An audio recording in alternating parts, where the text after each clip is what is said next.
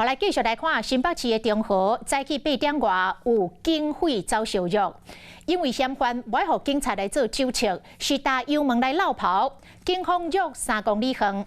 嫌犯上尾也是驶入去无尾巷，佮挖库要来冲撞到警察，状况危急，警察怎上准这个车链开4枪，压制着嫌犯，嘛伫个车顶撬出着毒品。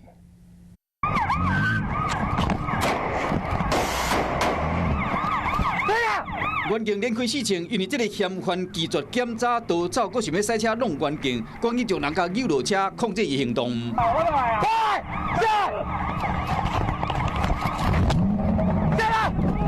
当时是上班时间，有人上班买早顿，险险啊扫到风台尾。因为枪声蛮大的，吓了一跳，我赶快跑进来。对，然后1枪、2枪、3枪。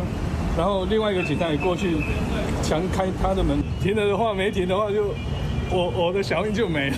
当下看到2个警察压着一个男生，哇一声吼大声。早起8点外，当时嫌犯继续检查，无要停车，伫新北市中和街路上方哩走小众。 看到公车佮违规超过双黄线，原来这个姓郑嫌犯有毒品冲泡的前科，有帮派记录。今日一天带女朋友去台北酒店做生日，对着原警要检查，因过有啉酒，加上有毒品，事后佮拒绝酒测，除了被依照毒品公用危险罪来上班，上关有可能罚25万。当时他已经逃进10巷了，然后他发现是10巷，才赶快加速，倒车站在他的左前方，朝他的左前轮开了4枪。 警方怀疑讲，这个嫌犯唔但啉酒赛车，更可能是食毒赛车，强制甲验就依法上班。不过伊唔插过路人，甲其他驾驶安危，伫市区内弄来弄去，原警佫险险啊，互弄到，就赶紧开枪甲阻挡，嘛互过路人惊到。